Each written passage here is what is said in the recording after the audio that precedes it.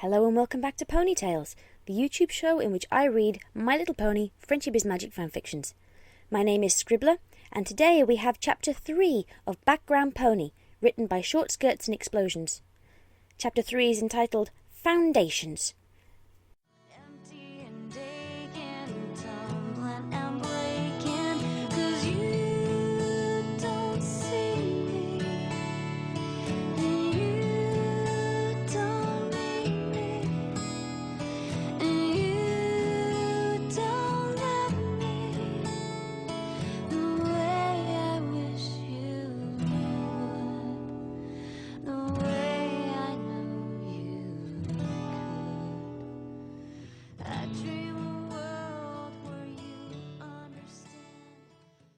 Dear Journal, what makes a pony?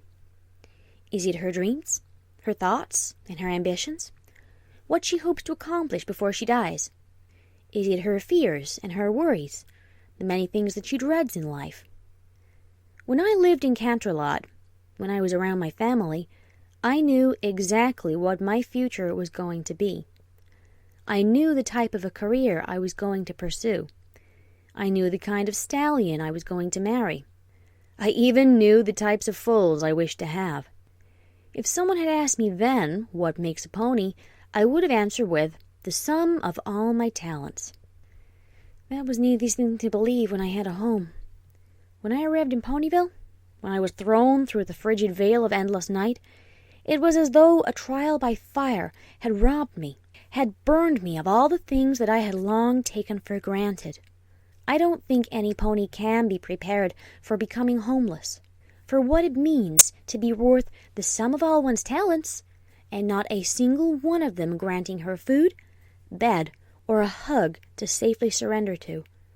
No amount of years of musical composition or philosophy could have prepared me for the nights I spent searching for food in the streets, or a place to sleep in the shells of abandoned buildings. There were times I could have given in to dread. A sane pony would have had no choice but to give in. But as I soon realized, no pony could be any more prepared for becoming so blessed as I would be blessed. If it's the home that makes a pony, then I'm built out of the grit of those far stronger and more generous than I. There are many souls in Ponyville who will never get to hear the songs I make for them. But that's hardly the tragedy I once believed it to be. For the building blocks of my chorus already exists in their hearts and throats. I know this, for they've been so gracious as to share such foundations with me.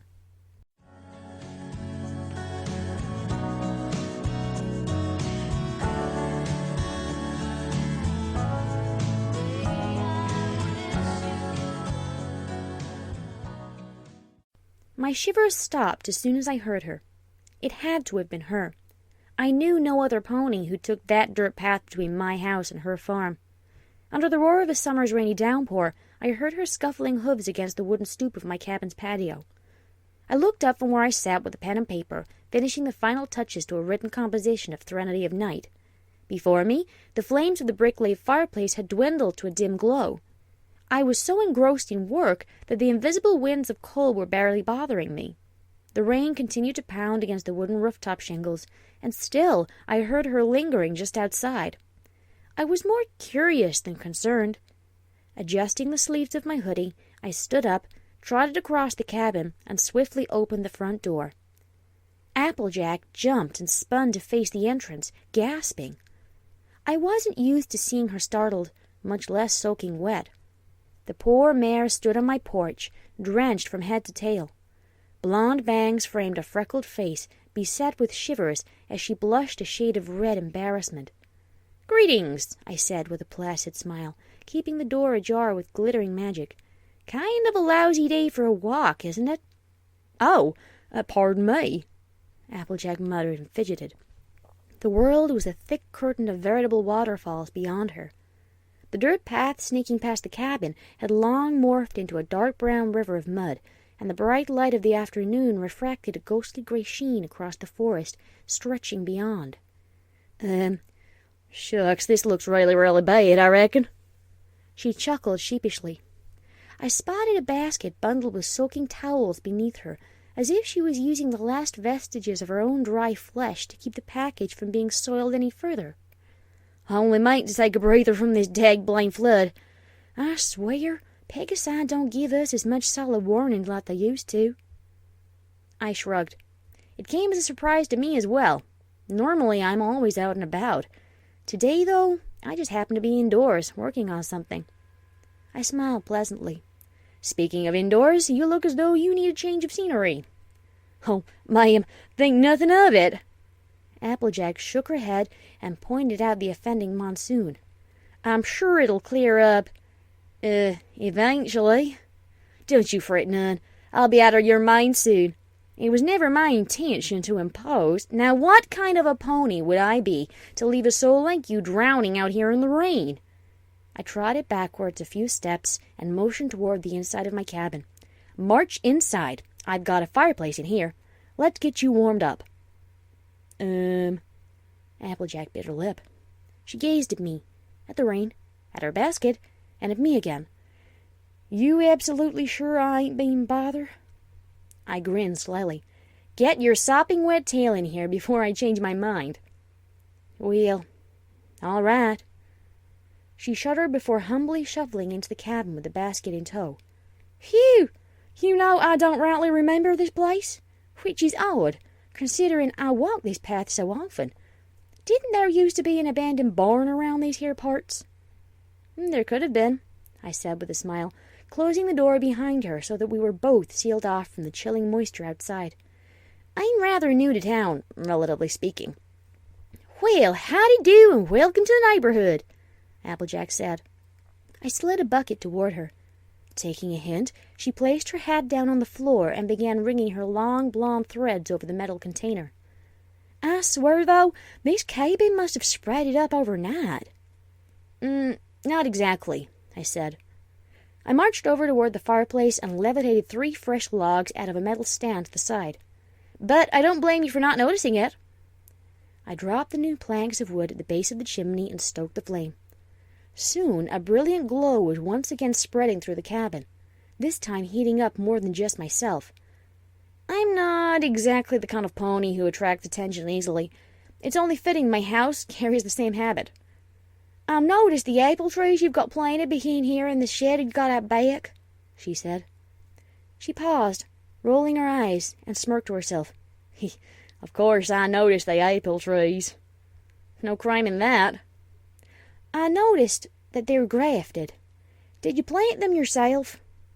I trotted across the cabin, past my bed, and opened a wooden cabinet full of fresh towels. "Yes, but I had some help. I've got an orchard full of hundreds more just like them up the road." "So we're neighbors," I grinned at her. "Reckon we are. Now I feel bad for not saying howdy sooner. How's that for rotten hospitality?" Her voice trailed off as she gazed up toward the walls of the place. Now will you take a look at that?" "Huh?" I trotted back toward her. I trailed her eyesight, observing the numerous musical instruments lining the wall. The two of us were surrounded by a rather familiar assortment of flutes, guitars, harps, chimes, violins, cellos, and clarinets, all hanging from metal fasteners across the interior of the small firelit cabin. "Oh, I'm a musician," I hummed, as if that could succinctly explain the undeniable forest of orchestral tools surrounding us. "There's one good reason why I'm not living in the center of town. With all the racket I'm bound to make, the most hospitality I'd get would be a swift kick in the flank." "What, you compose tunes or something?" "I search for them." Applejack stopped wringing her mane dry and bit her lip. I reckon I don't get it." "Neither do I." I smiled and handed the towel to her. "Until I find what I'm looking for, that is. And then it's another mystery."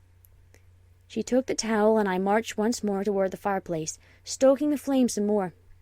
"The name's Lyra, by the way. Lyra Heartstrings. Applejack." She introduced herself like it was the first time. "It's always the first time, and I can't help but feel charmed on each and every occasion." There's a melodic tune to a pony's voice when she thinks she's never spoken to you before, and Applejack's twang is something that violins can only dream of. I look forward to the day when I get to hear it again. My life's a symphony that way. And I swear I wasn't fixing to burden any pony, she continued. I would have made it home safe and sound had the rainstorm started just a sneeze later. Why the crosstown trek, if I might ask? 'Cause of this. Applejack draped the towel over her neck and began stripping the basket of its soaking wrapping. Oh, dear Celestia, please don't be ruined. Phew! She exhaled with relief as she pulled a tiny alicorn doll out in the amber light of the fireplace. The toy was dry, about the driest thing in the cabin, and she nuzzled it like it was her own infant. I would have plumb tossed myself off a cliff if something bad came to this. Well, your secret's safe with me, Miss Applejack, I said with a goofy wink. Huh? She blinked up at me, then frowned. Oh, hush, 'tain't nothing like that. She cleared her throat and placed the doll back into the basket. It belongs to my little sister, Apple Bloom. Her ma gave it to her just before she and Pa tragically passed away. May they rest in peace. She squatted down and exhaled, reveling in the warmth from the fireplace as she continued speaking. Apple Bloom's having a bad pony pox right now. It always happens to us Apple family ponies at her age. My experience was anything but a bed of roses, so I wanted to make it easier for her. I went into town and had her doll patched up and freshly cleaned. But on the way back, well... She motioned toward the wall of the cabin, still echoing with the deluge of rain pounding from the outside world. I almost had a heart attack. I couldn't allow Apple Bloom's doll to get ruined. Maybe now you can understand why I stole your patio like I did. You didn't steal anything, Applejack, I said calmly. I completely understand. But if you ask me, the doll is the least you should be worried about. Here. I reached toward my cot and pulled free a woolen blanket. No need to have two members of the Apple family coming down with something nasty. Oh, please, Miss Heartstrings. I can't. Shh. I draped the blanket over Applejack and shoved her closer to the fireplace. You can. Just relax. You've been through a rain-soaked nightmare. It's the least I can do. She took a deep, shuddering breath as soon as she was nestled comfortably before the flames as her body dried in the toasty aura. I reckon this feels mighty nice. I smiled. I would think as much. Kinda reminds me of the fireplace we've got back at the farm, she said, tightening the folds of the blanket around herself. Her green eyes danced with the crackling embers. My pa built it. He once told me that he went by the same unwritten blueprints that his father and his father's father before him used when the Apple family first settled in this part of Equestria. Can you imagine it? So many homes, and all of them using the same thing. It just goes to show. I squatted down from Applejack and gazed softly at her. You can get away with amazing things, so long as you have a good foundation.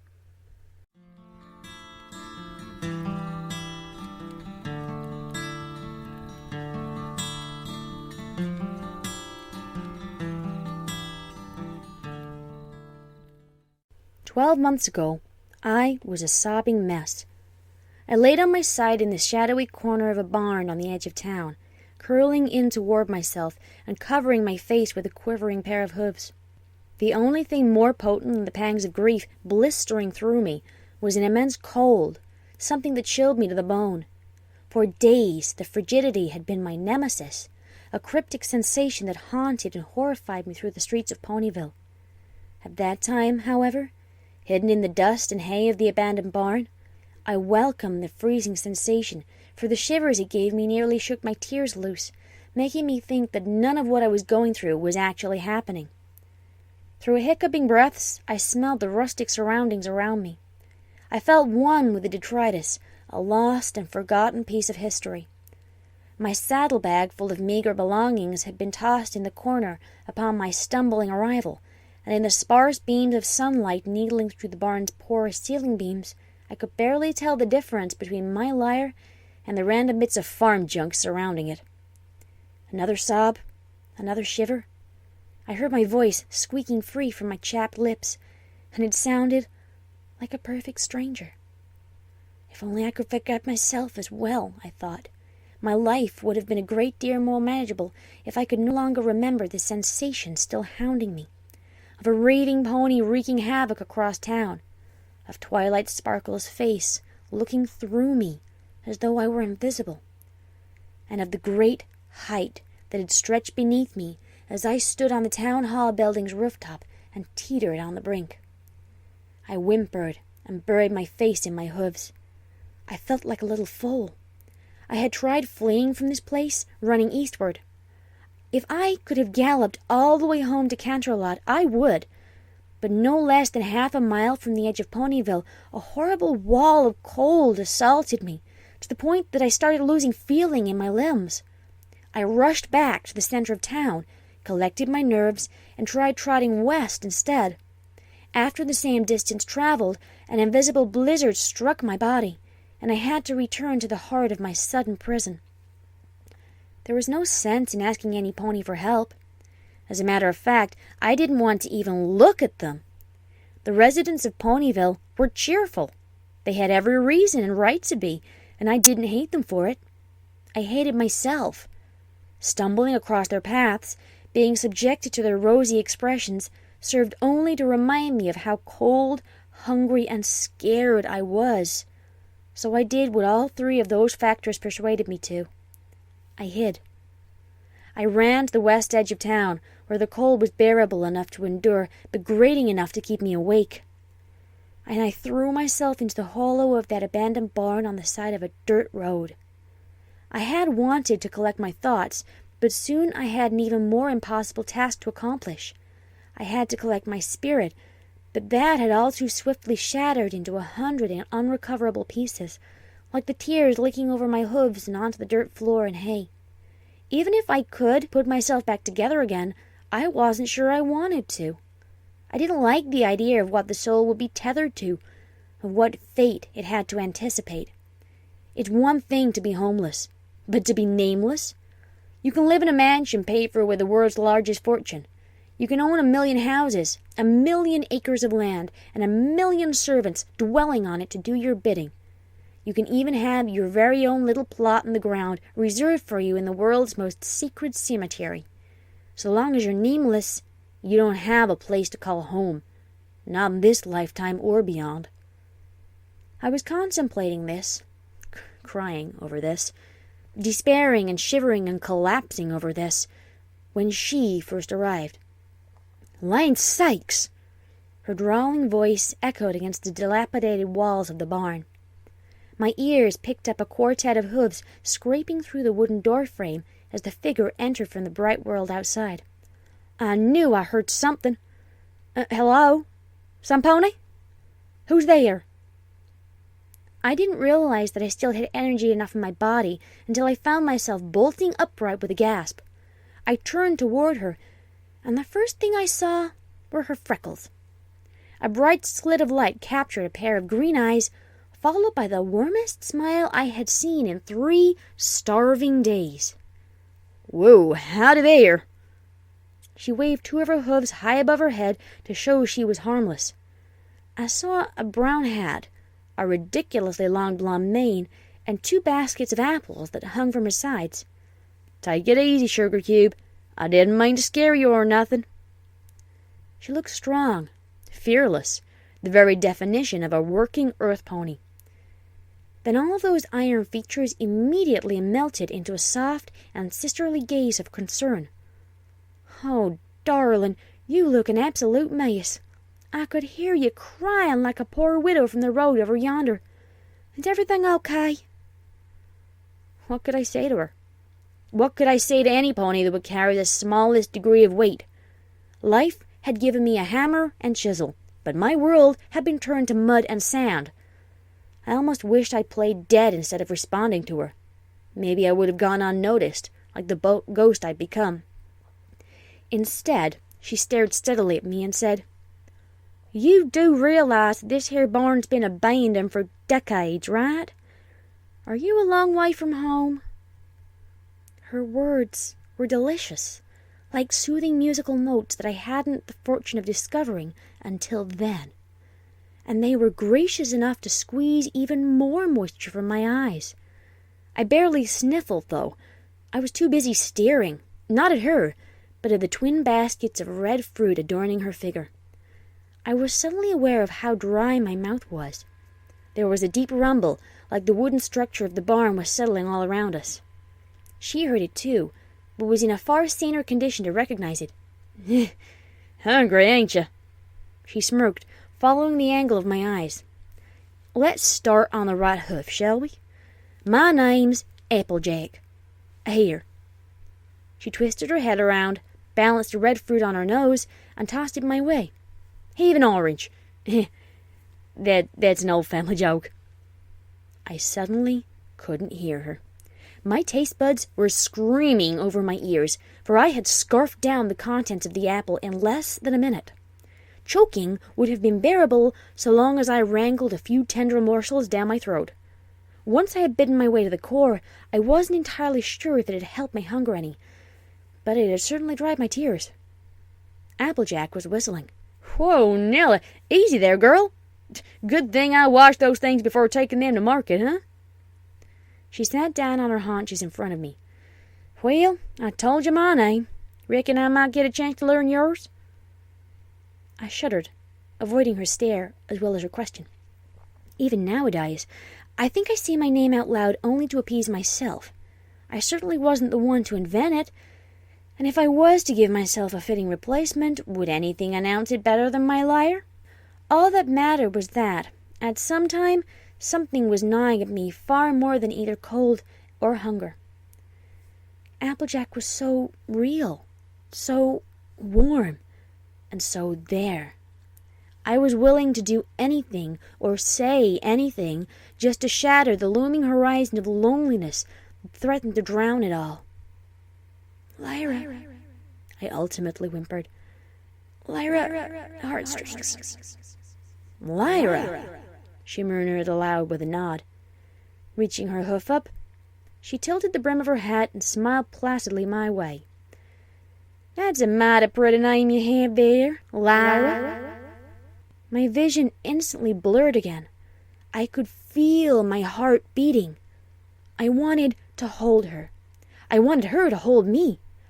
I wanted to be warm, to be safe, to be happy. And I knew that none of it would last. None of this would last. I should have ended the conversation right then and there. I should have grabbed my saddlebag, galloped out of the barn, and hid myself away in the forest where there'd be less intelligent creatures to smile at me, to feed me, to remind me that I was something worthy and capable of being cherished, just as Applejack's soothing voice was caressing all of the shivering ends of me, like I was not just some dirt-covered, tear-stained piece of refuse. "I know this town like the back of my hoof," Applejack continued, "and I must say I've never seen you around these parts before, Lyra. Are you visiting family or something? Is there some pony I can take you to? There's no need to be wasting away in some dirty old barn now, is there?" She blinked and squinted at me. Miss Heartstrings?" At first, I wondered why she was asking me so many questions. As soon as the image of her teetered and was swallowed by perpetual shadow, it suddenly made sense. I was blacking out. I fainted like some pathetic damsel, my whole body going limp. Starvation, it seemed, isn't so exhausting until you remind yourself that you're capable of eating something. I collapsed from such a sensation, and when I came to, the world was 1,000 times brighter than the inside of that barn. I saw the ground passing beneath me, and when I glanced up, the horizon was bobbing. "Hey there!" I felt the vibration of Applejack's voice. With a shuddering breath, I realized that she was carrying me across her back. A dirt road led toward a red barn house nestled in a sea of delicious apple orchards, and we were gliding towards the bright epicenter. The world beyond the crest of Ponyville grew colder and colder, but Applejack's warm body and breath melted all of my shivers away. "Just relax, Sugar Cube. I'm taking you somewhere safe. You're gonna be just fine." This... I fought for an even breath, draped across her spine. Days of running, panicked, across the length of Ponyville brought an ache to my limbs that I was only just then discovering. "This is where you live?" "You betcha. Sweet Apple Acres, home of the finest bounty of red fruit in all of Equestria." We passed wooden fences and apple carts. I could hear distant livestock and smell bales of hay. "But my family and I can give you a grandeur later. You looked as though you've got a mighty nasty fever, Lyra. Let's get you warmed up." I immediately gasped. You remember my name?" "Why, of course, darling. Just 'cause the Apple family is simple farming folk don't make us simple-minded." There are times when I feel as though the infinite resources in the world is tears. Closing my eyes, I smiled, a fractured porcelain thing, and clung to her. The world was bright all around me, as if a righteous fire was burning away the frayed edges of a nightmarish veil that had been hanging over my head for days. I was almost sad to let go. I opened my eyes, realizing that I was suddenly inside this blessed mare's house, having been plopped down on a sofa in the middle of an antique living room, full of family pictures, heirlooms, and home-crafted decorations. There was a fireplace in front of me, and it was as empty as I felt. The sight of it made me shiver, and Applejack must have seen it, for soon she was grabbing planks of dried wood from a metal stand. "Here, let me light this up. You make yourself comfortable, and I'll get Granny Smith to fix you some soup." "Granny Smith?" I murmured. Just then, my ears pricked to hear the sounds of voices in the far end of the house. Applejack and I were not alone. The place was alive, and I felt very alien there, sitting on the family's immaculate sofa with my tousled mane and stained coat. "Her name's Lyra Heartstrings, Granny," I heard Applejack shout across the interior, continuing a conversation that I, in my numb state, was only partially privy to. "I found her outside, just out of town. The poor thing looks like she's long overdue for some real hospitality." I bit my lip, squirming under a fresh curtain of shivers. "I thank you very, very much, Miss Applejack, but you really don't need to go to all this length just to... My voice trailed off, for I was suddenly bathing in a sea of toasty warmth. The fireplace had been lit, and as my ears embraced the delicious crackling noises of the burning wood, my body melted into the folds of the couch. "Oh, Celestia, that's nice," I murmured with a drunken smile. Applejack's return grin was a lot more charming. "Nothing treats a sick spell better than bathing in the Apple family fireplace," she winked. "Shucks, I remember when I first had the pony pox. Cuddling up before this here mantle got me through all sorts of feverish nights." "I'm not sick," I said as politely as I could. I felt a sore lump building in my throat. I didn't want to sponge up too much of this kind mare's generosity, but at the same time it felt like the first occasion I had in days to relax and let go. I wanted to pour all of my troubles onto some pony, but I didn't want to burden them with something I barely even understood. "I'm lost, Applejack," I blurted. I ran a hoof through my frazzled mane and stifled my whimpers before they could form. "I'm so lost, and I don't know where to start." "Well, I don't know about you, but I reckon that home is always the best place to start." "Home?" "It's what makes a pony, so I've always believed." She placed the metal fireguard down before the brick-laid hearth and trotted toward me. "A while ago, when I was just a little filly, I left this farm and headed out to the city, thinking that I could live a different kind of life than the rest of the family. Boy, was that one of the plumb stupidest decisions of my life. I nearly cried my eyes out for days, until I ran back home, and everything was just right." She stood above me and gently dragged a hoof over my mane, plucking free a random leaf and stalk of hay that I had collected in the barn when she'd found me. "Sometimes we leave home, even if it means running away from the place that means the most to us, 'cause we're so desperate to find ourselves. And what happens? we only get more lost. I didn't run away from home, Applejack, I said with a soft sigh. An invisible gust of wind came from nowhere. The fireplace suddenly seemed miles away as images of Canterlot flicked through my mind. I would give anything to go back there, but I can't. And just why's that, Sugar Cube? I bit my lip. Goosebumps were forming under my coat. I clutched my forelimbs to my chest and fought the icy shadows for as long as I could. Applejack had been so kind to me. The last thing she needed was an emaciated gasp, collapsing in the center of her living room. Never in my life had I anticipated becoming what I was then. A vagabond. A bum. A unicorn with no purpose or title. All my life I had seen riffraff gathered in the far shadier streets of Canterlot, and I had always regarded them with both pity and curiosity. Now I was sitting in their place, carrying the same disgusting scent, and even those impoverished souls had more hope than I did. Even if I could make my way back home, would I be able to stake claim to what was once attached to me?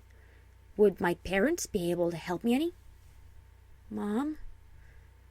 Dad? Nothing, I murmured, my lips quivering. There's nothing for me to go back to. I huddled into the deepest contours of the sofa. For a moment, I wished that it was a coffin instead. Well, right now we have a place for you here, Sugar Cube, Applejack said. Her selflessness was only outshone by the bright smile on her face as she swiftly trotted toward a closet, opened it up, and rummaged through rows of hanging jackets inside. And I've got something else for you.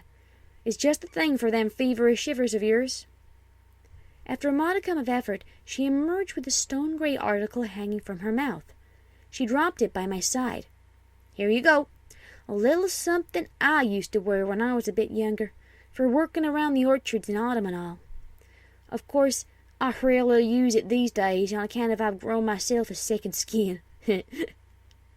I looked at her, then at her gift. After a squinting study, I realized it was a long-sleeved sweater jacket. Without a second thought, I encased the item in glowing telekinesis and all but flung it over toward my forward half. Finally, with only a little fuss, I slid my hooves all the way through and sat comfortably, with the hoodie encasing my shivering limbs. Soon, the goosebumps shrank away, as if the jacket was somehow absorbing the heat wafting toward me from the fireplace. Looking back, I think it was the gesture itself that did the trick. Applejack was willing to give a little piece of herself, and it was like being engulfed non-stop in her hug. I couldn't help but smile, for I remembered what it felt like to be in the company of a pony who was more than a stranger. I was more than ready to call this polite and thoughtful mare friend. Thank you. Really, Applejack, I said, curling against the sofa's shoulder as at rest and basking in the glow of the hearth. For everything. I wish I could repay you. My home is your home. She merely shrugged. Relax, rest up, and get better. Later on we can see about helping you find your place, you reckon? I let loose the tiniest of giggles. Sure, I reckon. I smiled, letting the gray sleeves of the hoodie dangle toastily over the end of my front hooves. When I was young, I used to envy Twilight Sparkle, wishing that I too had an older sibling to look after me while my parents were away. I wonder if this is what it felt like, though I don't know if any place in the world has a fireplace as good as this one. It is a good fireplace, Applejack said with a nod. My pa built it. Always make sure you lay down a good foundation, he'd say. The rest takes time, but it works without a hitch, so long as the foundation is solid. She gazed briefly into the fire. She looked a lot older suddenly, though she carried it with far greater strength than the frail melancholy that I see in most ponies' faces. I reckon I've held much weight in them words of his. My pa was the foundation of my life. I was floating dizzily on a cloud of warmth, but I was still able to understand the gravity of my new friend's words. I'm sure you've done him proud, I said. I can only make him prouder." Her green eyes twinkled briefly as she smiled, then trotted past me. "I'll see how Granny's doing with the soup. Be back in a jiffy." "Yeah, okay," I said, adjusting where I sat on the sofa.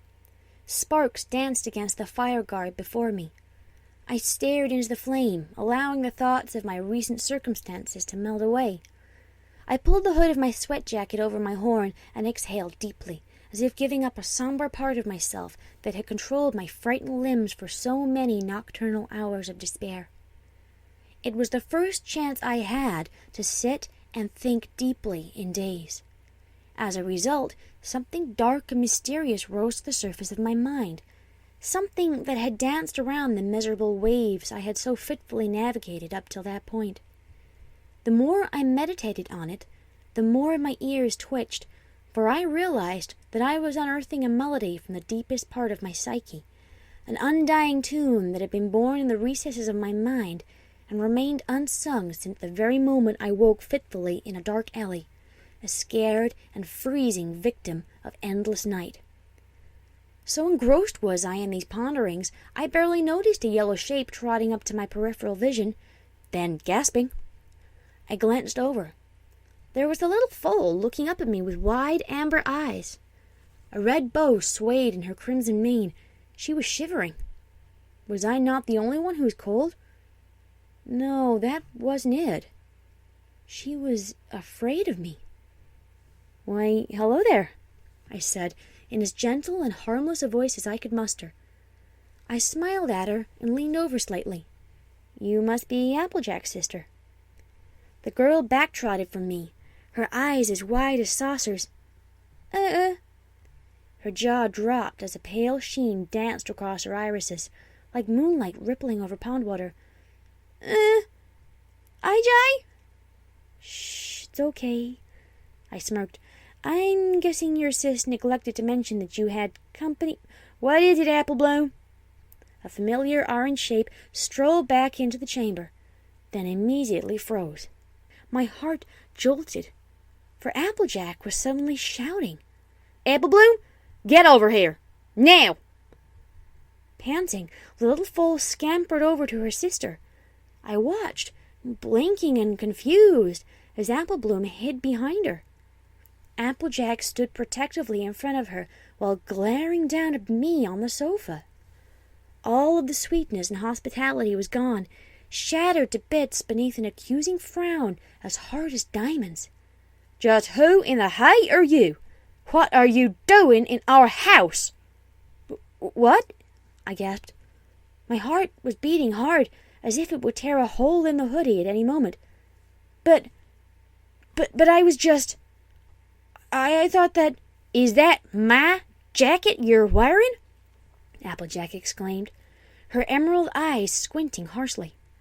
I could hear Applebloom's whimpering voice as she cowered and hid her face. Behind both sisters, an old green-coated mare strolled up from the other room, curious about the violent commotion. "Have you been rummaging through our stuff?" Applejack continued, almost sneering. "Spit it out!" Applejack, I'm... You know my name?"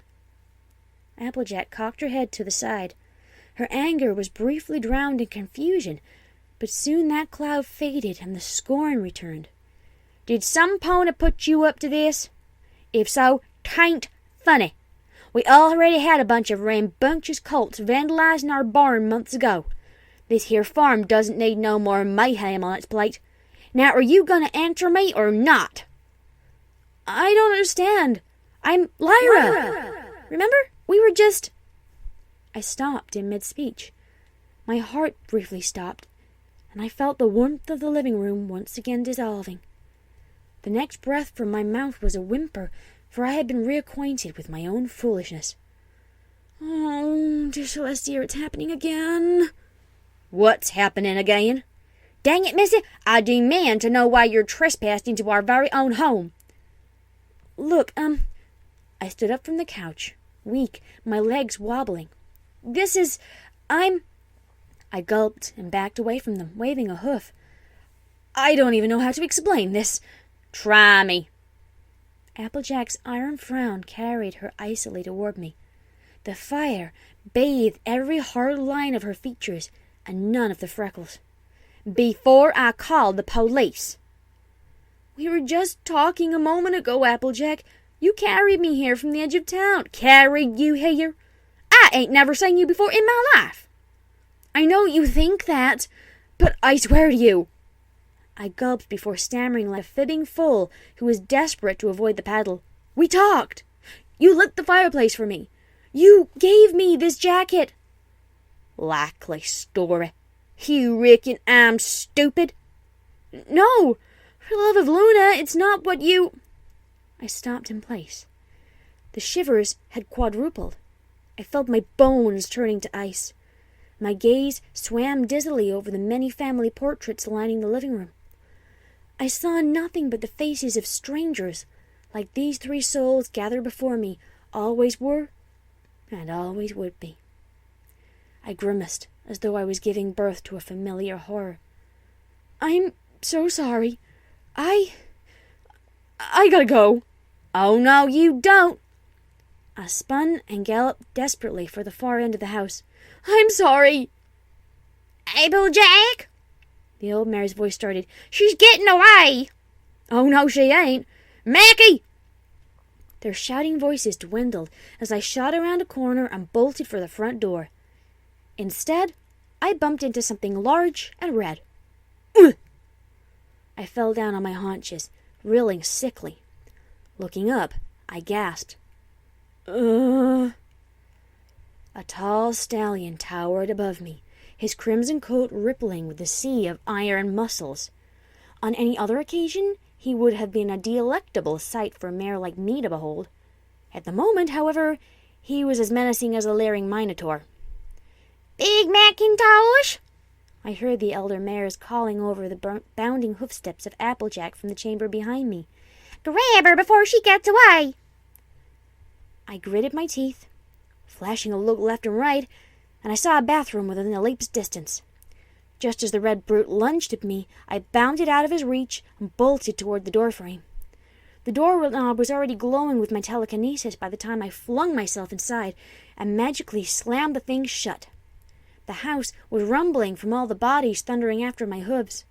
I slipped on a rug, nearly fell, and scampered back on all fours in time to lock the door and press my weight up against it. The door pounded once, twice. I shrieked and pressed myself desperately against it, trembling, my starved body and glittering magic acting like a frail bulwark against the entire family's righteous anger. "Oh, Celestia, Celestia, please!" I started to weep, my tears gathering at the collar of the gray hoodie that had been donated me by a ghost. The door pounded a third time, and I nearly fell back, struggling to keep my hooves firm against a slippery tile. "Open this door!" I heard Applejack say. "I swear we ain't gonna hurt you, girl, but, consarn it, you've got some explaining to do." I heard the muttering of the other family members just outside. "Don't you know that the Ponyville police can put you in jail for invading some pony's home?" "Please, just leave me alone," I sobbed, on the edge of hyperventilating. I murmured into the wooden surface of the door. "The police will do nothing. Believe me, no pony can do anything for me."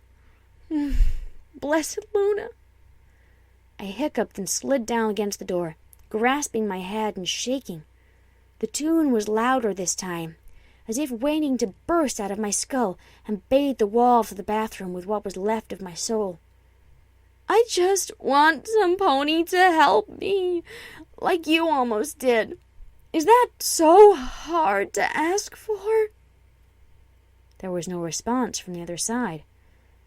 I sat there, sniffling, hugging my lower limbs and trembling for what had to have been 1 minute, 2 minutes, 3.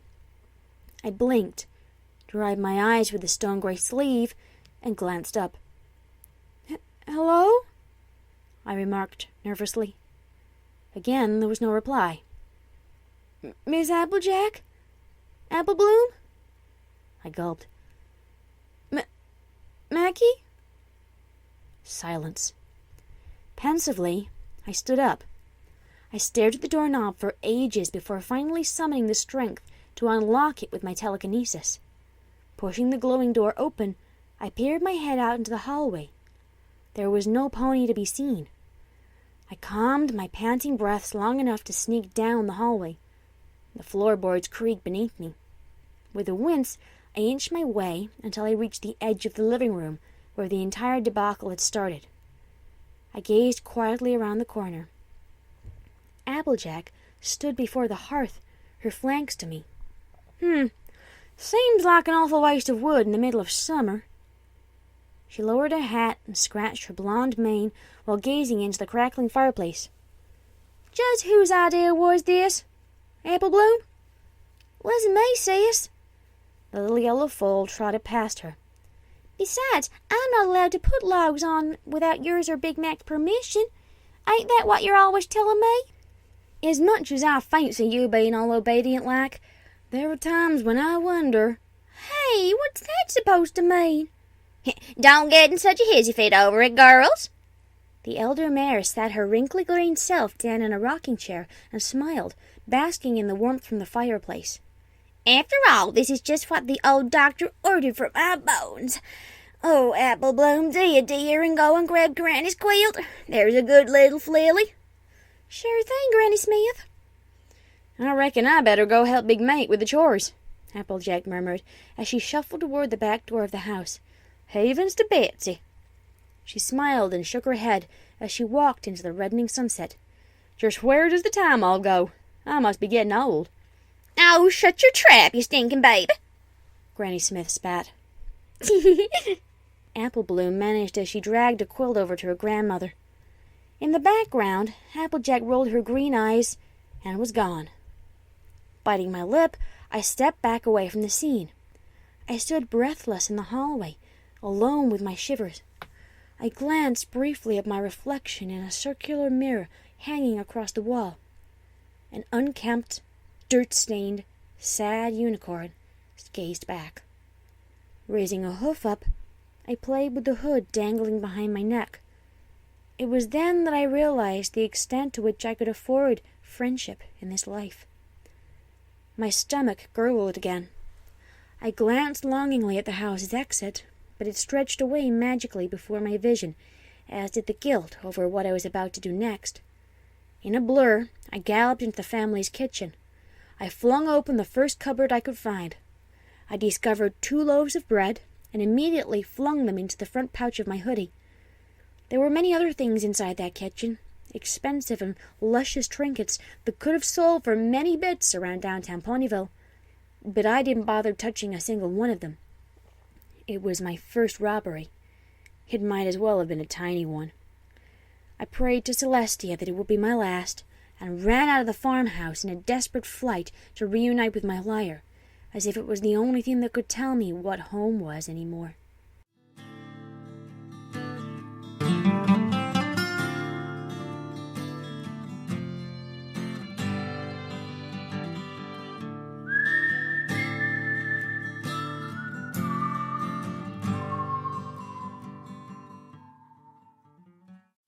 When Applejack trotted around the bend in the road the next morning, I could instantly see her. It had only been a day since my little experience at her farm, and I hadn't slept a wink. My body was kept up by shivers. My stomach was full of stolen bread. Through a combination of guilt and loneliness, I didn't hide in the corner of the barn like I should have. I stood at the edge of it, in open view of the orange mare as she trotted down the dirt path. Sure enough, she saw me. To my mixed dismay and relief, she stood dead still in the middle of the road and smiled my way. "Why, howdy!" Her smile was electric. She could have been the sunrise itself for all I could tell. "Fancy meeting a pony out here this early in the day." She shifted the weight of 2 apple baskets on her sides. "Hankering for some breakfast? Normally it's 1 bit per apple, but seeing as I'm feeling mighty chipper this morning, how'd you like a twofer?" Her freckles were a welcome sight, distant shadows of a loving sister I knew I would never have again.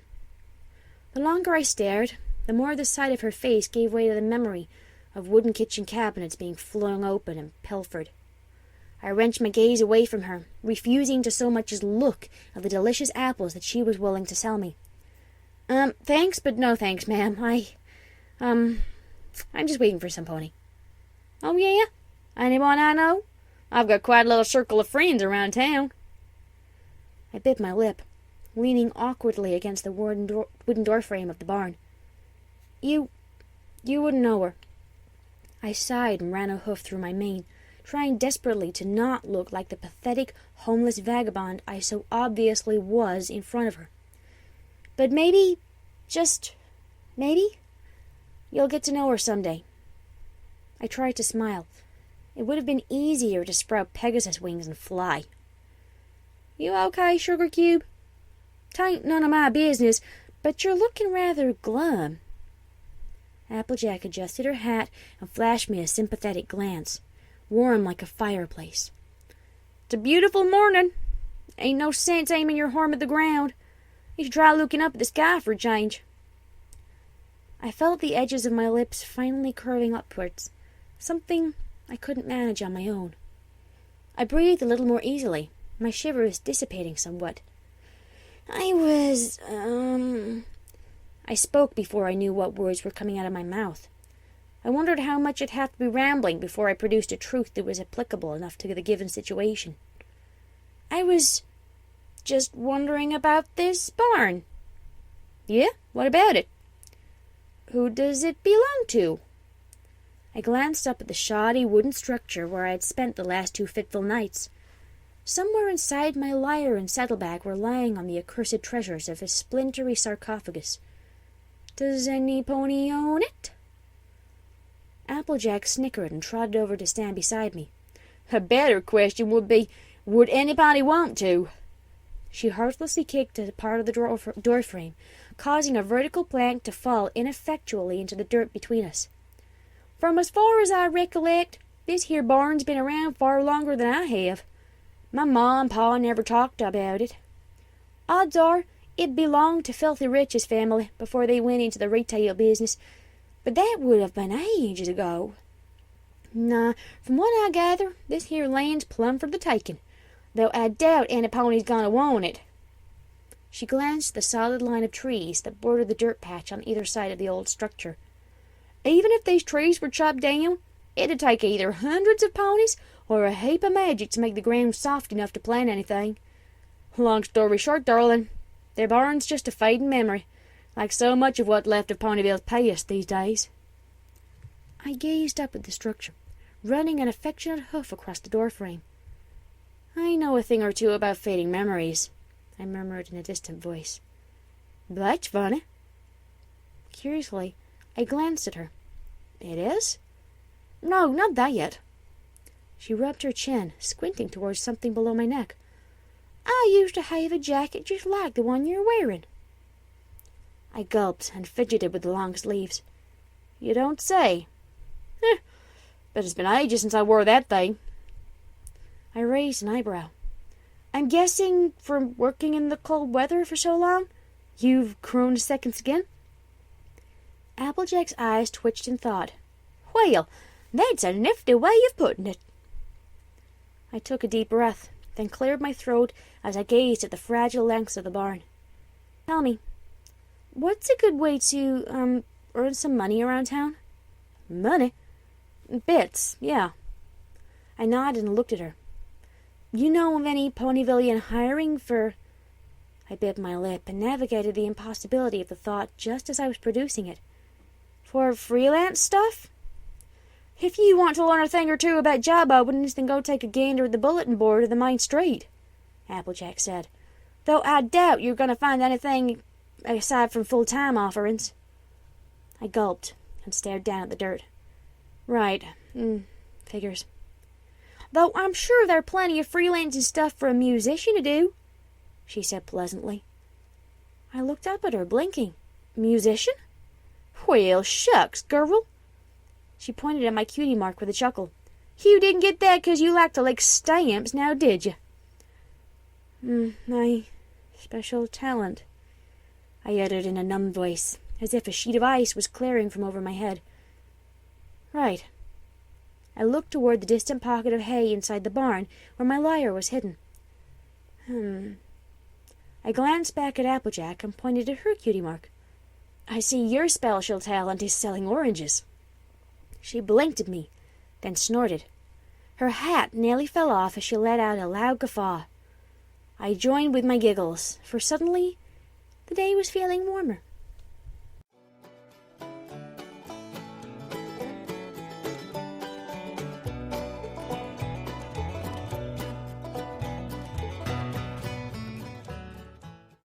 When Applejack trotted around the bend in the road, she paused to stare at the wooden barn. It was obviously the same wooden barn she had trotted past every day on her way to town, only now there was a green tent pitched next to it. "What in tarnation?" She squinted curiously. Her ears tickled with a gentle melody wafting through the branches bordering either side of the dirt path. "Is the circus moving to town?" "Try a traveling minstrel." Applejack looked my way. "Huh?" She jolted as 4 bits flew toward her and landed on the brim of her hat. I was standing in the doorframe of the barn, leaning against a dilapidated entrance while strumming my lyre. "Is that enough for 2 of those delicious apples, ma'am?" Applejack glanced at the baskets in question hanging from her side. She lowered her hat and retrieved the bits. "Well, to be honest, missy, that's enough for 4 of 'em." I gave her a practiced smirk, something that I was getting better at after so many weeks spent performing in town. "All right, then. 4. They look absolutely scrumptious, and it so happens I have the bits to spare." "Is that so?" Applejack spoke while picking 4 of her best fruit from the baskets and bagging them. "I'm guessing you're a mayor on vacation?" "More or less, though I must say this town's looking brighter and brighter with each passing day. I'm thinking of staying for a while longer." I strummed the lyre and motioned toward her. "You look rather fit, if I say so, ma'am. Tell me, do you work on a farm?" "As a matter of fact, I do." She smirked at me and held the bag of apples out in one hoof. "And if you're truly fixing on hanging around here, then you're bound to get to know me and my family. We've been harvesting apples here for a long time." "A long time, huh?" I gently took the bag from her in glowing telekinesis and laid it beside the tent next to the barn. "Then perhaps you could answer something for me." "Shoot." "This barn, it looks abandoned. Is that true?" "Well, pretty much, yeah." "Does that go for the land as well?" "As far as I know." I smiled knowingly. "So I'm guessing this structure is standing here for no reason." "What are you getting at?" Applejack glanced at me sideways. "You thinking of doing some demolition?" "Well, it depends." I slumped on the lyre and kicked my rear hoof playfully against the wooden side of the building. "Would you happen to have some experience in the matter?" "Sorry, missy, but you're asking the wrong pony." "Oh?"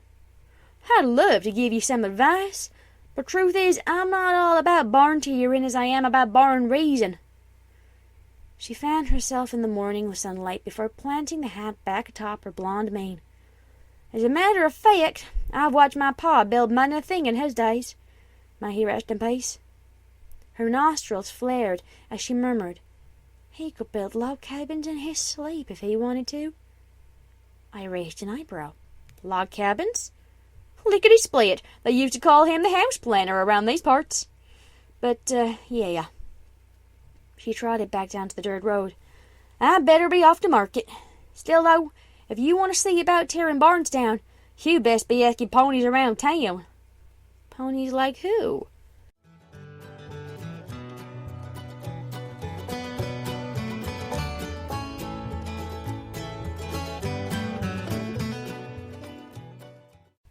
When Applejack trotted around the bend in the road, she froze upon hearing a roaring voice.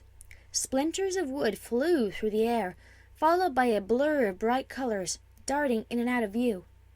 "Rainbow Dash!" She squinted awkwardly in the morning air. Slowly, she lurched toward the side of the road, shocked to see an old barn being torn to shreds, plank by plank, by a familiar blue Pegasus, who was sailing her agile body violently through the wooden structure. "Whoa there, girl!" She ducked as a wave of wooden bits splattered over her head. watch where you're diving. Seriously, is there a war I do not know about? Here. A helmet floated magically toward her. You might need this, I said with a smile from where I stood beside my tent and supplies. She gets a little crazy from time to time, but it makes for a fun show. I reckon it does. Applejack removed her hat and slapped the helmet on awkwardly in its place. Any chance some pony might help this make a lick of sense? What's so hard to understand? There's a barn here now, but soon it won't be. Isn't that right, Miss Rainbow Dash, was it? Nah! The goggled Pegasus was busy smashing a wide, gaping hole in the middle of the barn. She yanked a support beam loose with her bare teeth and prepared to kick a chunk out of the ceiling loose with her rear hooves. Hurrah! Yoo-hoo! I shouted, cupping my muzzle with a pair of front hooves. Earth to Rainbow Dash! What? Rainbow Dash looked down at me. Slowly, the berserker sneer across her face melted. She greeted each wave of confusion with a series of blinks. Wait, what? Who are you again? Lyra. Lyra who? Lyra Heartstrings.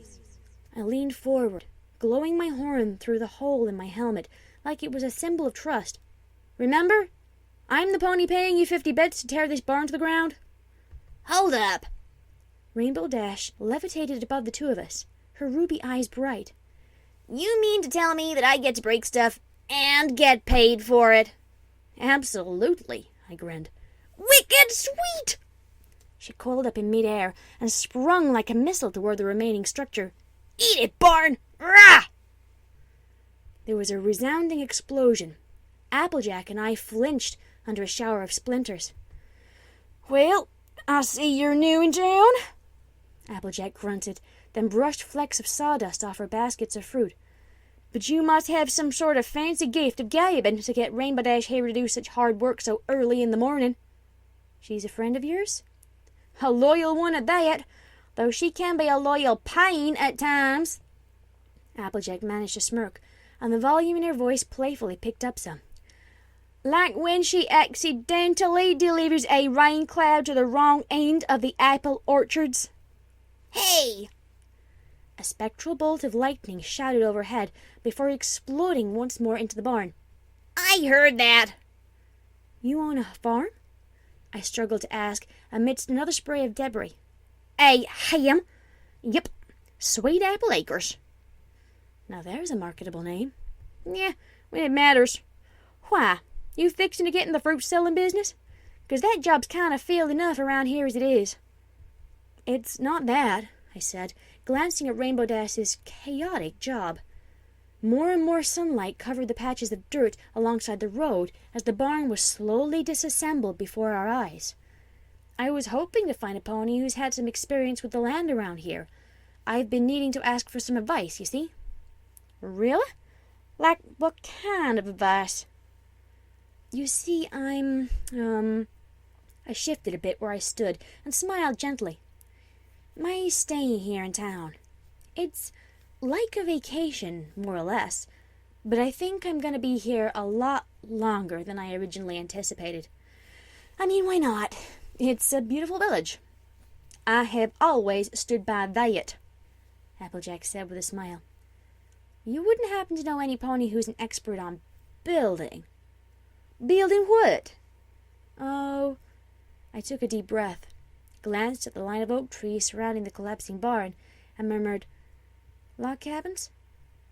Applejack instantly brightened. Well, shucks. Funny you'd mention that. I gulped and murmured, You don't say. I happen to know a thing or two about that. She smiled. My pa can build a log cabins in his sleep. He taught me everything he knew. May he rest in peace. My condolences. Much obliged. Well, I adjusted the sleeves of my hoodie and turned to face her. If you don't mind me asking, how's a good way to start? You start with a good, sturdy axe.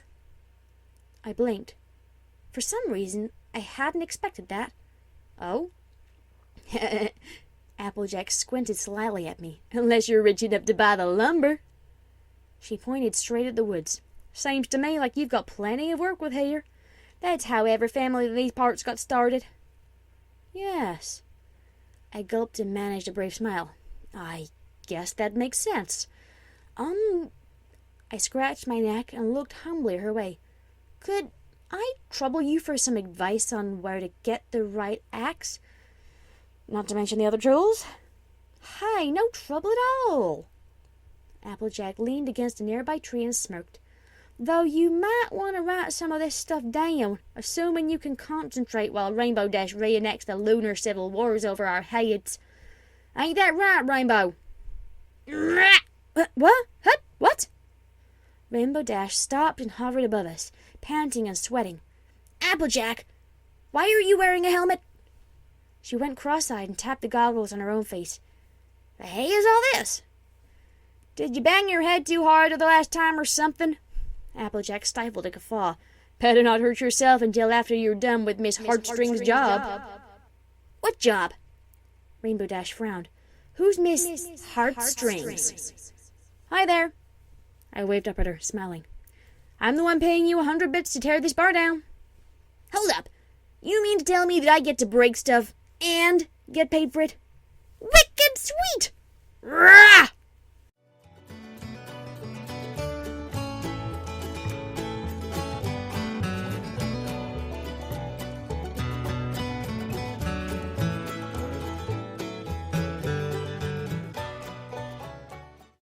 When Applejack trotted around the bend, she immediately made a face. Slowly, under the fall of amber-colored leaves, she trotted straight towards a rhythmic thwacking noise. Ma'am? Do you need a little help there?" "No," I exclaimed. It came out as a snarl, but I was too exhausted to apologize. I sweated as I levitated the axe 3 feet in front of me. I was hacking away at the side of a thick oak tree. My horn pulsed atop my skull, the invisible ley lines of magic tingling in agony as I stretched my telekinetic muscles to the breaking point. "I've got this covered. I just need to convince the dang tree to work with me." I swung the floating axe once more. Wooden chips and sawdust splashed across the broad patch of dirt beside the path. No matter how much I cut and chopped and bit at the tree with my blade, the natural structure wasn't showing any signs of falling anytime soon. "I am, as much as I hate to get involved in another pony's business." Applejack smiled gently and paced at a safe distance around my clumsy tasket hoof. "But I really do wish y'all would let me give you a little demonstration." "Don't you," I chopped, "havin'," I hacked, "iron pony competition?" I flailed, "to get too low." I fell down on my dainty haunches, breathless, as the axe plopped down on the soil beside me. Just how many ponies know about that thing between Rainbow and I? I swear she must be bragging around town for perfect strangers to have caught wind. Applejack trotted over and touched a hoof to the axe's handle. "Seriously, though, may I?" I took several deep breaths, wiping the sweat from my brow, and motioned towards her. "Knock yourself out." "Well, all right." She smiled and hoisted the axe up with her teeth. Trotting over to the tree, she leaned the tool against it and paused to glance back at me. "You see, darling, you're going about it all wrong.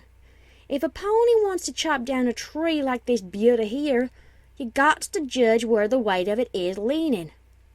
On account of that you're fixing to make it fall where y'all want it to." She circled the tree and slapped a part of the trunk perpendicular to where I was pathetically chiseling into the thing. "Right here's the best part. Then, once you've chosen the proper place to start cutting, you do it like so." Applejack once more gripped the axe in her mouth. Her muscles tensed and her hooves dug into the earth as she flung the whole weight of the blade repeatedly into the trunk. Her incision was noticeably angled, biting at a 45-degree angle toward the tree's roots. Once the diagonal slice had been made halfway through the tree, she pivoted her swing and chopped horizontally, so that a visible notch formed neatly in the thick of the structure. Yeesh! I couldn't help but scratch my head and gawk in wonder. You must have some really, really strong teeth. Applejack finished her task and spat the axe onto the dirt. Yep, I reckon I'd have to. She hadn't even broken a sweat. I watched as she paced around to the side of the tree opposite the notch and squinted at it closely. I've dealt with trees all of my life. I live on the apple farm over yonder. No doubt you've heard of Sweet Apple Acres? I just might have, I said with a smile. Still, thanks for the help. Oh, we ain't done yet, Sugar Cube. Applejack pointed at the bark. Now's time to slice straight into the trunk from the other side of the cut we just made. Once you've chopped through what's left of the width, the tree should collapse in the direction of the angled notch. You feel me? I feel you. I marched up to the tree and levitated the axe into position. Though, I gotta ask, do you always spend your mornings helping random unicorns fell trees? Just what's so random about it? Applejack stood slightly back from my task and smirked. You're here in Ponyville, trying to make an honest living from what I gather. It wouldn't be right neighborly of me to just walk by and let you burn out your magic, carring all crazy-like. I concentrated as I hacked away at the tree, parallel to the horizontal slit she had formed at the base of the notch. You make it sound as though just any pony you run into could be your neighbor. Yes, well... Applejack dusted her hat off and watched me work. That's a mighty fine strategy in my book. The golden rule ain't so golden if you don't bother polishing it with every soul y'all meet. You reckon? I paused briefly in cutting to meditate on that. I inhaled the crisp autumn air and smiled, as if re-energized. That's a very solid thing to live by, ma'am. I resumed chopping. The entire height of the tree wobbled precariously, slowly leaning in the direction that Applejack had expertly designated. No wonder you're prime iron pony material. I hate to say it, but I'll hardly get that title by being nice. I beg to differ. It's funny. Huh? Oh, nothing. Applejack scratched her chin. I could have sworn there used to be a barn around these here parts. I'm sure it did what all useless things do, I murmured, while giving a last few final thwacks. It disappeared. The tree snapped and started to lean away from us. Hey, there we go! I backed up, grinning wide. I ham. Now's where you shout timber, missy. Oh, I took a deep breath, opened my mouth wide. Just then the ground rolled with thunder. Loose leaves fluttered all around us from the tree's heavy collapse with the earth. I blinked and blushed slightly. Timber? I looked back at the giggling mare and smiled. I don't suppose I can carve the thing hollow and just live in it, huh?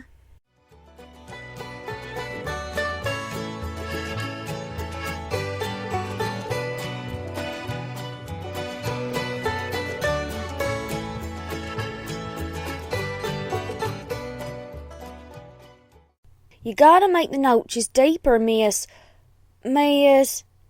Heartstrings, I said, grunting a little as I carved at the sides of the oak logs with my hatchet. The trees that were left standing beside the clearing around us were barren, devoid of leaves.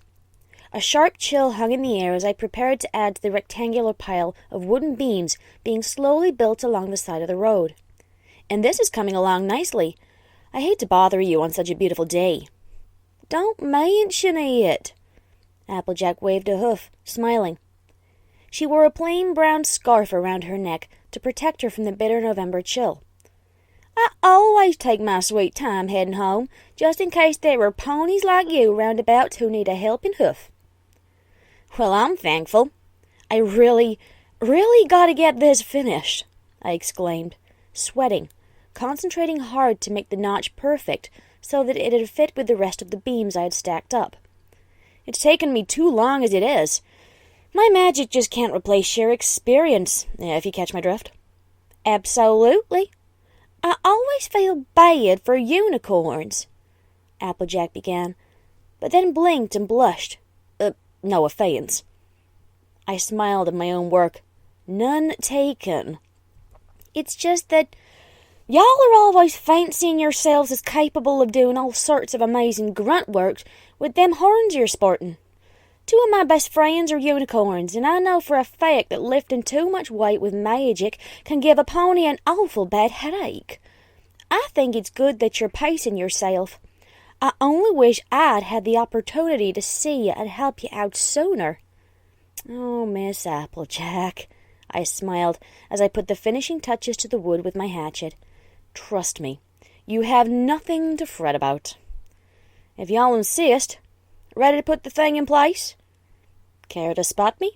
Can do. I took a deep breath, tensed my muscles, and channeled a surge of magic through my horn.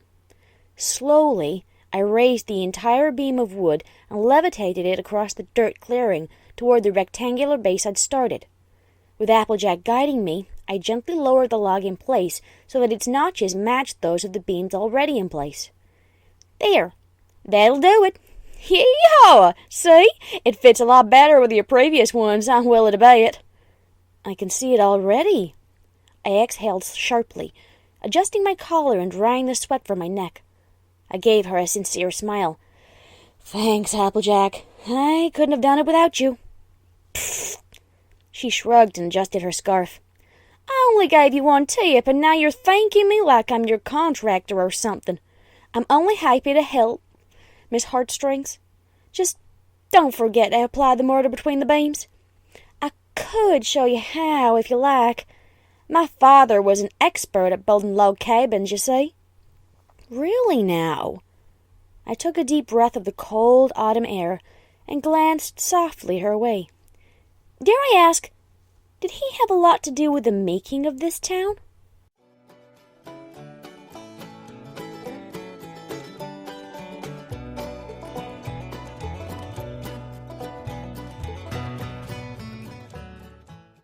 Funny you should ask that, Missy. Applejack's breaths came out of misty vapors as she stood on the plain wooden scaffold beside me. Together, we finished plastering mortar inside the upper beams of one of the cabin's completed walls. A lot of ponies don't know this, but Ponyville's size tripled while my pa was alive. He was responsible for many decisions that the city council made, including the expansion of housing projects in the north side of town. Really? I smirked as I applied more mortar. Flakes of snow drifted down and dotted the blue tarp that acted as the cabin's temporary ceiling. So he wasn't all about apples, apples, apples? Hey, 'tain't nothing wrong about apples, apples, apples. She briefly frowned while I let forth a foolish giggle. With a tranquil smile, she gazed off into the wintry lengths of the forest and said, My pa believed in looking after oneself. But his conscience extended well beyond that. Every soul he met was a pony in need, and he never stopped working for 1 second in his life to make sure they got as much a chance to shine in life as he did. Why, I reckon he'd make a mighty fine mayor. She sighed heavily, and her green eyes fell. If fate had decided to smile on him, Ma. I'm sorry, I murmured. Don't be. She smiled up at me. I regret nothing, on account that Pa taught me everything I needed to know to keep supporting my family and loved ones proper. You strike me as a very lucky pony, Applejack, I couldn't help but mutter. My work paused ever so briefly as I endured a wave of chills. To know where you belong, and those who belong to you. Oh. My pa used to say, always make sure that you lay down a good foundation. The rest takes time, but it works without a hitch so long as the foundation is solid. She looked me in the eyes after saying those familiar words. The way I see it, Miss Heartstrings, we're all in this heave-ho of life together. What a better way to enjoy it than make sure we do it proper? Right now, there's no place I belong more than right here helping you. I exhaled softly, adjusting the sleeves of my hoodie, feeling the toasty fingers of a fireplace in the back of my mind. The world could use more ponies like you, Applejack. Her cheeks flushed slightly. Shucks, I'm only doing what I was taught was right. There are heaps of ponies way more neighborly than myself. Yeah? I leaned forward on the scaffold and applied more mortar. Like who?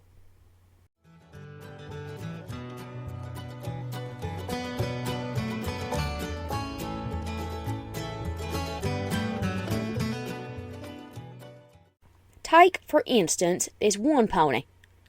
Applejack handed me another brick. Granny Smith insists that she's a she. Big Mac thinks it's one of the local mules. Whatever the case, we never see an inch of the soul, but that hasn't stopped whoever it is from dropping by every Saturday morning for the last 3 months straight and leaving a gift basket by our back door. Oh? I reveled in the feel of a campfire just beyond the partially finished wall of the cabin.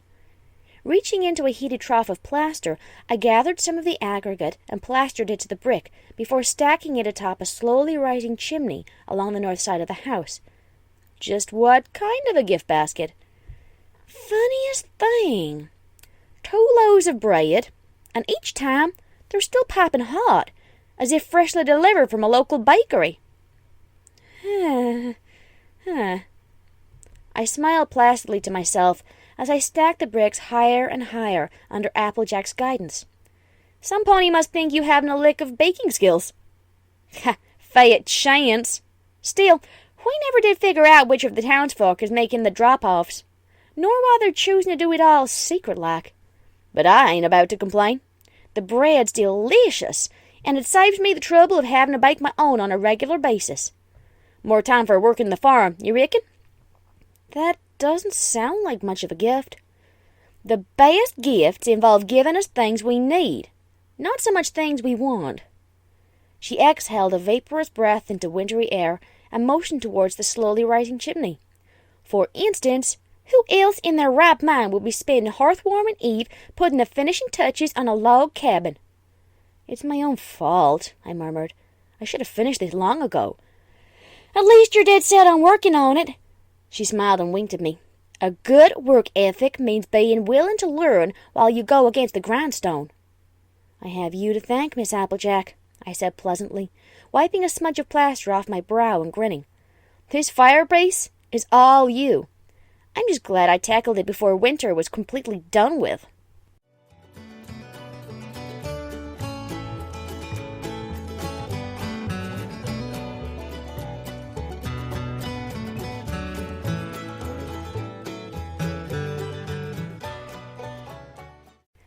Well, I reckon you can still use it for when the cold spell hits, Applejack said as she handed me another pair of nails. A white world of snow and frost lingered behind her as she stood on the scaffold in her green vest and brown hat. Still, it's a mighty fine chimney. Right now, what's best is that we get this here rooftop finished. Much appreciated, Applejack. I grunted as I concentrated hard, hammering the last of several wooden shingles into place atop the log cabin. But I've taken enough time as it is. Don't you have some seeds to plant? As if any other ponies are awake at this hour. She rolled her green eyes. One thing at a time, I reckon, she said, casting a glance towards the center of Ponyville over the threadbare treetops. Winter may get wrapped up by tomorrow morning, but it'll still be a cold spring for a few weeks. It'd be a shame for you to not have your house fixed up by then. You're a very important pony in town, aren't you? I smiled and hammered more of the shingles into place. I imagine all the farm owners owe you big time each spring for clearing the fields of snow. I'm pretty good at barking orders, if that's what you're implying. Applejack smirked with a glint of pride. But I'd gladly ditch the megaphone and take it to the plow if it meant getting things done on time for once. What's that supposed to mean? Applejack sighed. Only that every year Ponyville is late in getting winter wrapped up, and a lot of that is on account of so few ponies being early birds like you and me. I hammered a final nail in and looked at her. Seems to me like you could use some organization. As much as I want to share y'all's faith, I can only do what's best and make sure the fields get cleared and planted. I may not exactly be timely, but I sure as hay can be precise.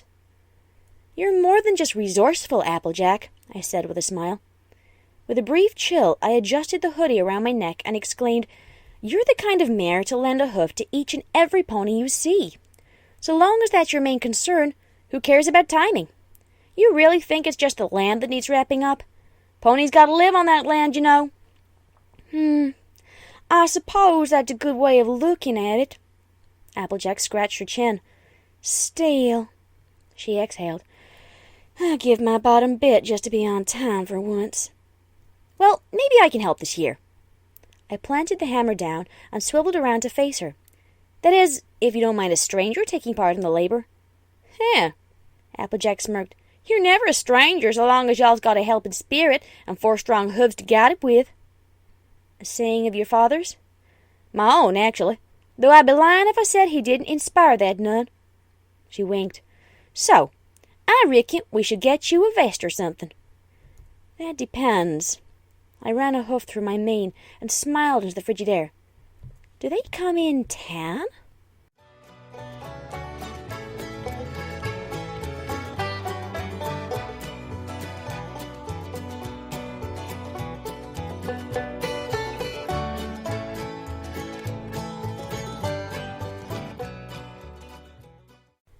"What are the wooden stakes for?" I glanced up from the row of blossoming shoots sticking up from the soil. The pony at the gardening shop didn't exactly explain it well to me. Applejack walked down the rows of infant apple trees. "They're to make sure that the trees grow straight and proper. The thing about grafting is that the scions ain't exactly prepared to stretch just right from the rootstocks.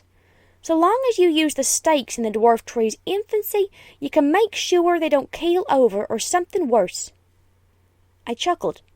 A flock of birds sang musically overhead, flying low over spreading leaves of green that surrounded the sunlit clearing in which my new cabin resided. "You must know apple trees like the back of your hoof." "I only wish they knew themselves half as much. Life would be a lot easier if the trees would just plant themselves." "Then where would all the fun be?" "That's what I try to tell my brother, Big Mac, all the time." She walked with me around the green yard of freshly planted grass. "One spring he talked us into trying our hooves at growing pears. I still have nightmares about the next summer after." She muttered with a slight shiver, "We've since agreed that I'm the entrepreneur of the family, not him." "I'm guessing he'd make a better mascot," I said with a wink. "Ugh." She rolled her eyes. "Y'all can ask half the mayors in town, and I reckon they'd wholeheartedly agree. There aren't enough sticks in the world to fend them off at times, I swear to Celestia." "Say, and speaking of summer," I glanced up at the front of my cabin, "could you give me some advice on adding a wooden outcropping to the front?" "What, like a porch or something?" "Yeah," I said with a nod. "This town is a lot prettier than when I moved from, and I wouldn't mind spending some afternoons sitting out here." I shrugged. "And, well, you never know when it might decide to rain."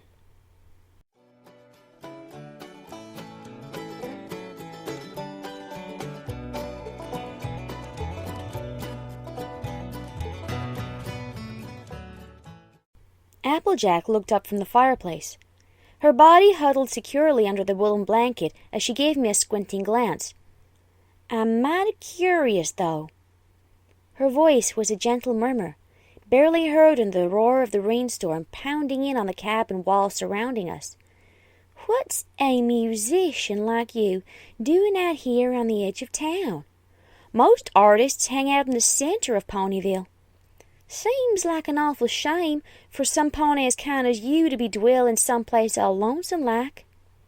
"Believe me," I breathed easily, sharing the heat from the crackling flame with her, "I'm not half as lonely as you think I am." "You get plenty of visitors?" "Oh, on occasion." I smiled. "One friend in particular makes a habit of dropping by on a regular basis." "Oh, yeah? What's her name? I bet I know her." I took a deep breath, my face melting into something cold and melancholic. "No, unfortunately, you wouldn't." "Well, it's good to know you're not entirely alone. After all, you've got yourself a cozy little cabin here." She smiled as she gazed once more into the soft red hue of the fire. "Must be awful peaceful." "Yes, very." "Mind if I ask just what you do for a living?" "What do I do for a living?" I repeated, gazing up at the rows of musical instruments haloing us along the walls. "I live. I live to live happily, to compose musical accompaniments to the beauty that I see, to record that which is sad and that which is lost, for the somber things in life are mere shadows to the warmth and joy that we're often too busy to recognize." I adjusted the stone-gray sleeves of my hoodie and smiled. "But I'm never too busy. I'm a pony who listens, Applejack, and more often than not, I like what I hear, because what's the point in hating a few cherishable treasures that we're given? It's taken a while for me to discover what I've been blessed with, but I'm grateful of that time. It's like building a house. You learn more about the process as you erect the walls and rooftop for the very first time. Once it's finished, it's hardly a project of your labor and your labor alone. Rather, it's the sum of all the love and support that dear friends have contributed to it. In the end, a home is just an extension of yourself, something that couldn't exist without the foundation set forth by those you care about." I closed my eyes and exhaled peacefully. When I'm living here, all of my newfound friends are living with me, so that this place is something permanent, like a memory that never fades. How could any pony call that lonely? I wasn't exactly expecting a response to my heartfelt words, but I wasn't expecting utter silence either. As the seconds ticked away, the glow of the fire grew dim beyond my eyelids. I felt a cold wind bellow through the cabin, though not a single window was open. When I opened my eyes, I saw a misty vapor wafting from my lips. With an inescapable chatter of my teeth, I glanced aside. "Applejack?" She was rubbing a hoof over her forehead, reeling in a brief dizziness. As soon as she came to, her green eyes flew wide open. "What in the hay?"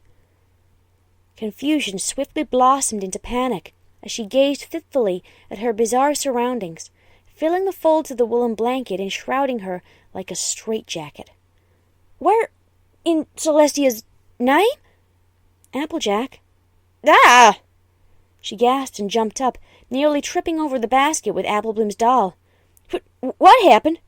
What am I doing here? Why is my mane so soaked?" She started to shiver, like a frail soul that she had once carried out of a barn in some ancient place, long forgotten. "Oh, shoot! I collapsed in the rain, didn't I?" "Please." I stood up and raised two hooves. "Just calm down." "I'm so sorry to be a burden, ma'am. This is just so—" She bit her lip and ran a hoof through her wet bangs, quivering all over. I had never seen Applejack look this weak or frightened before. I immediately wanted to hug her. No pony should ever have to feel the weight of the world crumbling atop our shoulders. No pony but me. If the cabin had fallen into dust all around us, I bet she would have been less scared. How could I let myself faint in a rainstorm? Her voice was breaking, as if she was on the verge of doing something I was hardly worthy of witnessing. "What is wrong with me? I'm never this. Applejack, listen to me." I marched up to her and planted my hoofs on her shoulders, forcing her gaze to be swallowed in mine. "You are a strong mare, but it takes strength to trust other ponies. So trust me right now. Everything is all right. You got caught up in the rain, and I took you in." I smiled earnestly, replacing the warmth that she had lost when she stepped away from the fireplace. "My home is your home." Slowly, Applejack's shivers melted away, like mine always do, and so many of those occasions being owed to her. She gulped and nodded, her lips curving slightly. "Reckon that has a nice sound to it." "It had better," I said with a smile, ushering her back down to the fireplace where she could bask in the glow. "I'm a musician, after all." I draped the blanket over the confused mare's shoulders, calming her further as the rainstorm persisted outside. "What about you? Do you sell oranges?" Applejack blinked at me. It came out first like a stutter, but soon she was guffawing like a proper pony that had taught me how to swing an axe. Soon her breath slowed to an even pace. I reckon you have a name? It's a shame to not know the pony who's given me such good hospitality. Lyra, I said with a gentle nod of the head. Lyra Heartstrings. Lyra. She repeated it, her eyes dancing across the musical instruments above us with foolish wonder. Now that's a mighty pretty name. So I've been told.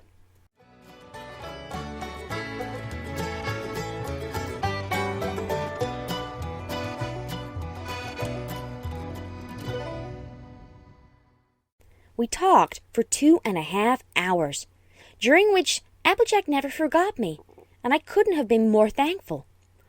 Most of the things she told me were stories I'd already heard before, for months of gently coaxing such information from the many freckle-faced, amnesiac prototypes that I had been blessed with meeting before.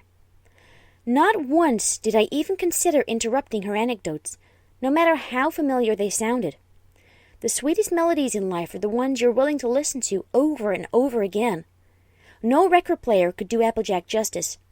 She's a symphony I've been lucky to attend on several occasions, and every single time it demands an encore. The rainstorm ended. Reluctantly, I helped her gather her things. While she fiddled with her hat, I personally bundled the basket with Apple Bloom's toy. I gave it to her as we parted ways. A quiet part of me felt as if I'd finally discovered my older sister, only for her to be going away on a long trip. I watched from the patio at the front of my cabin while Applejack trudged away in the mud. As I predicted, there came a point when she stopped in her tracks just before marching around the bend.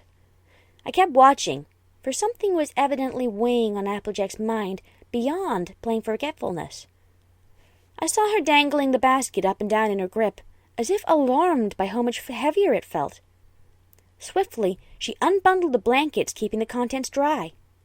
What followed next was a shocked expression that no painter could do justice. She reached into the basket, for nestled beside Apple Bloom's doll were 2 loaves of bread, a day's freshness still wafting from their crust. Applejack's lips pursed. Murmuring mute words of wonderment, she scanned the horizon. She saw trees, mud, a misty rainbow, and even a peculiar log cabin. But she didn't see me. I was back inside, nestled in her blankets in front of the fireplace as I finished composing the last written bits of Threnody of Night. Soon I would have the instrumental finished, and the last step before the magical performance would be acquiring more ingredients to act as a protective buffer. I remembered what happened during my last experiment.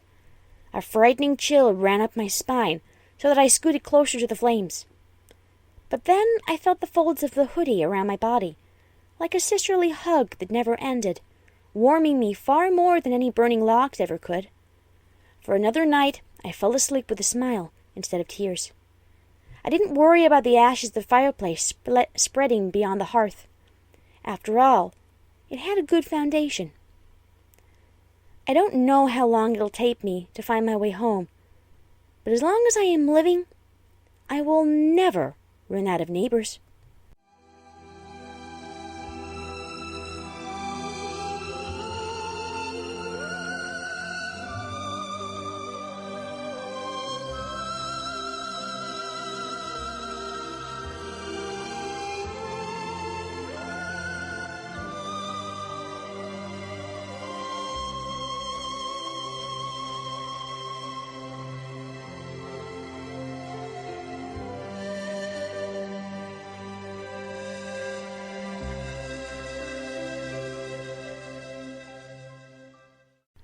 That was Chapter 3 of Background Pony, entitled Foundations.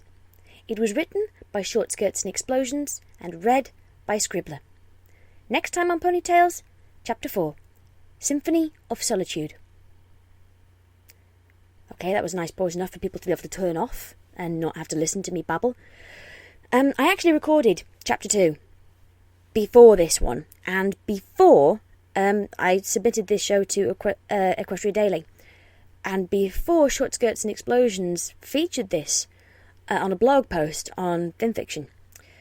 And thus, when I was recording Chapter 2, I had no idea how many views and subscribers I was going to get, simply because of this fic and this reading.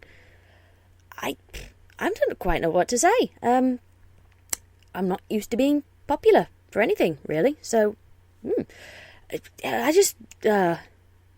this is really strange for me. Usually I have words to spare. Part of my job is having words to spare and being able to come up with witty riposts whenever I need them. And I'm a little bit lost for words because the number of subscribers and views and things seem to sort of double exponentially.